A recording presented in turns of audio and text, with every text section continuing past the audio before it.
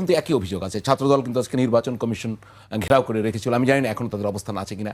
একই সঙ্গে তারেক রহমান সাহেবও কিন্তু বলছে যে বলতে কষ্ট হয় নির্বাচন কমিশনের নিরপেক্ষতা নিয়ে। এই বিএনপি, তারেক রহমান সাহেব বিএনপির চেয়ারম্যান, তিনিও প্রশ্ন তুলেছেন। এখন আপনার কি মনে হয় নির্বাচন কমিশন কি নির্বাচন নিয়ে সংশয় তৈরি করার কোনো প্রক্রিয়ায় যুক্ত, না আসলে ঘটছে কি? মানে ওনার বক্তব্য তো শুনলেন। জি, আমাদের এনসিপির ভাইদেরকে কোনো নির্বাচন ছাড়াই একবারে ঘোষণা দিয়ে দিলে বেশি ভালো হয়, তাহলে সব সমস্যার সমাধান হয়ে যাবে। কি ঘোষণা?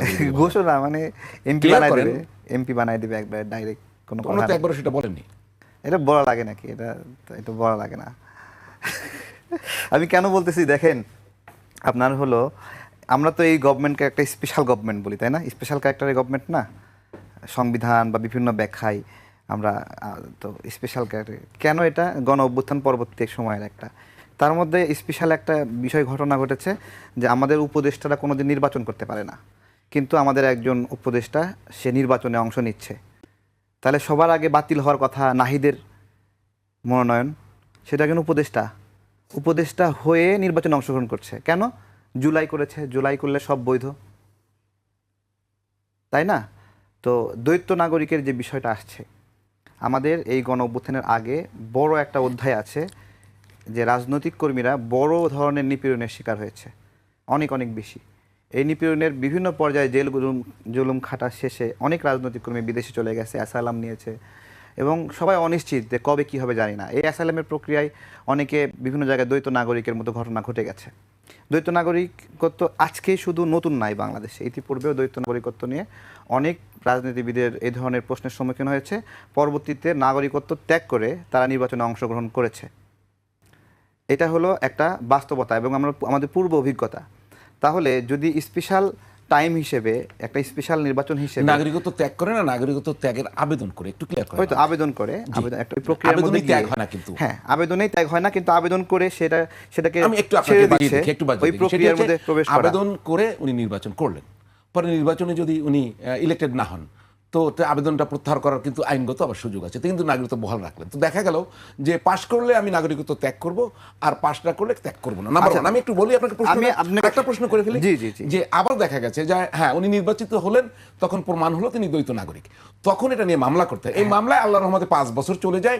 এই 5 বছর দেখুন, আমি বলছি যে এই যে আবেদন করলো, আবেদনের পরে আচ্ছা ধরেন কেউ একজন দ্বৈত নাগরিকত্ব না, সে এমপি হয়ে গেছে, দ্বৈত নাগরিকত্ব ছাড়া এমপি হয়ে গেছে, এমপির মেয়াদ শেষে সে দ্বৈত নাগরিকত্ব গ্রহণ করছে, তার ভবিষ্যৎ দ্বৈত নাগরিকত্ব গ্রহণ করার কারণে মানে অতীত এমপি তো বাতিল হয়ে যাবে কিনা? সেটা তো হবে না, সেটা তো হবে না।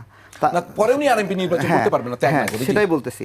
আমাদের সমস্যা কি যে একজন এমপি সেজন্য দ্বৈত নাগরিক না হয় নাকি? বিষয়টা হচ্ছে, আপনি আর কি ক্লিয়ার করি যে দ্বৈত নাগরিকত্ব বাংলাদেশে বৈধ, কিন্তু জনপ্রতিনিধি কথাই বলছি, হ্যাঁ, সরকারি কর্মকর্তার ক্ষেত্রে এটা বৈধ না। জি, ক্লিয়ার করেন। হ্যাঁ, আমি যে দ্বৈত নাগরিকত্ব ত্যাগ করার আবেদন করেছে সেই প্রক্রিয়া সম্পূর্ণ হয়নি, এই তো হয় না। তো এটা একটা কৌশল, আমি আপনাকে বলি। কৌশলটা হচ্ছে এরকম, বিভিন্ন দেশে দ্বৈত নাগরিকত্ব ত্যাগের আবেদনের পর এই প্রক্রিয়া শেষ হতে কোথাও 6 মাস, কোথাও 1 বছর। আমি শেষ করি ভাইয়া, কোথাও 1 বছর লাগে, আমি শেষ করি 1 বছর লাগে। ইতিমধ্যে এই আবেদনের প্রেক্ষিতে যদি নির্বাচনে অংশগ্রহণ করার সুযোগ পান, উনি এমপি হয়ে গেলে তো আবেদনের পর উনি দ্বৈত নাগরিক থাকলেন না। আর যদি এমপি না হন, তাহলে এটা পুনর্বহাল করার সুযোগ আছে। আমি সেটাই বলছি, এমপি হলে আমি দ্বৈত নাগরিকত্ব ছাড়বো, এমপি না হলে ছাড়বো না। এটা কি একটি আপনি সৎ কৌশল বলবেন? এমপি না হলে অথবা এমপির মেয়াদ শেষ হলে তো দ্বৈত নাগরিকত্ব হতে পারে, তাই না?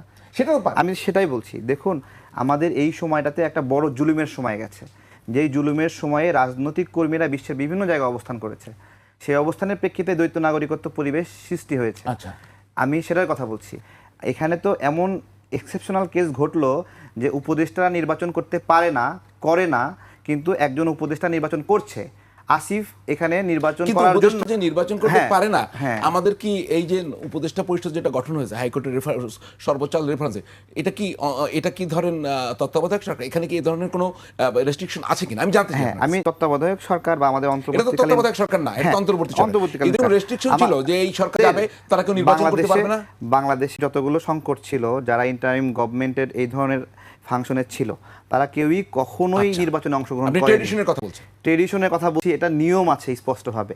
এবং এই গভর্নমেন্টের সময়ে চালাকি করে আমাদের এই যে আমাদের উপদেষ্টারা চালাকি করে এই গভর্নমেন্টের সময়ও একটা প্রস্তাবনা লিখিত আকারে হয়েছিল, সেটা খসড়াও বাইরে এসেছিল যে উপদেষ্টারা নির্বাচন করতে পারবে না, কিন্তু ওই যে মনের মধ্যে দুষ্টামি শয়তানি তারা নির্বাচন করবে, সেই কারণে এই স্বাভাবিক যে নিয়ম যা অন্য তত্ত্বাবধায়ক সরকারের ক্ষেত্রে মানতো, এই তত্ত্বাবধায়ক সরকারের ক্ষেত্রে সেটা মানতে দেয়নি, অন্তর্বর্তী সরকার। হ্যাঁ, এই অন্তর্বর্তীকালীন সরকারের ক্ষেত্রে সেটা মানতে দেয়নি। জি, তাহলে কি দাঁড়াচ্ছে এখন? আমি আপনাকে যে প্রশ্নটি করেছিলাম সেখানে ফিরে আসি।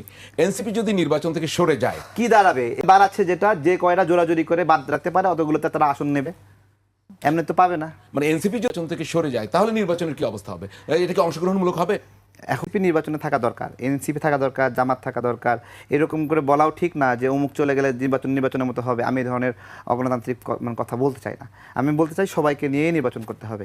এখানে যে নির্বাচনের মাঠ থেকে যে সরিয়ে দেওয়ার একটা প্রবণতা, একটা রাজনৈতিক কর্মী যে দীর্ঘদিন জেল জুলুম নিপীড়নের শিকার হয়েছে, তাকে সরিয়ে দেওয়ার জন্য যে যুদ্ধ, এই যে হাসনাত আব্দুল্লাহ যে যুদ্ধ করতেছে, লড়াই করতেছে, এতে ওর জনপ্রিয়তা, ও এখানে ফ্রি ফিল চাচ্ছে কেন? ও অনেক জনপ্রিয় না, অনেক সাহসী না, তাহলে ফ্রি ফিল কেন চাবে? প্রতিদ্বন্দ্বিতা করুক না। মুন্সি সেও তো একটা নিপীড়িত মানুষ, সে গণ অভ্যুত্থানের আগে দীর্ঘ সময় নিপীড়নের শিকার হয়েছে না, তাহলে তাকে ঠেকাতে তার এত তৎপরতা কেন? মুন্সি সাহেবের দ্বৈত নাগরিকত্বের না সমস্যা, না, তার তো ঋণ খেলাপি। ঋণ আমাদের ঋণ খেলাপি যদি কোনো ব্যক্তি হয়, ঋণ খেলাপি হওয়ার জন্য কি ফাঁসি দেওয়া হয় নাকি? যে আপনি ঋণ খেলাপি, আপনাকে ফাঁসি দেওয়া হবে? সিস্টেম কি? সিস্টেম নির্বাচনে অংশ নিতে না, পারবে না। আমার কথা আগে শোনেন। ঋণ খেলাপি থেকে বাঁচার সিস্টেম কি? যে আপনি একটা ইনস্টলমেন্ট দিবেন, দুটো ইনস্টলমেন্ট দিবেন, দিয়ে আপনাকে ঋণ রিশিডিউল করবেন একটা নির্দিষ্ট অ্যামাউন্ট জমা দিয়ে। ঋণ রিশিডিউল করলে তো সরকার টাকা ফেরত পাবে নাকি? নাকি ঋণ রিশিডিউল না করে টাকা ফেরত পাবে নির্বাচন না? কমিশনই তো ওনার মনোনয়নের বৈধতা দেয়নি, এখন আপনি সেটা নিয়ে কেন কথা বলছেন? না না, এটা দেয়নি। এখানে হাসনাত সামনে দাঁড়ায় আছে, হাসনাতের সামনে লজ্জা পাবে না, এই জন্য দেয়নি।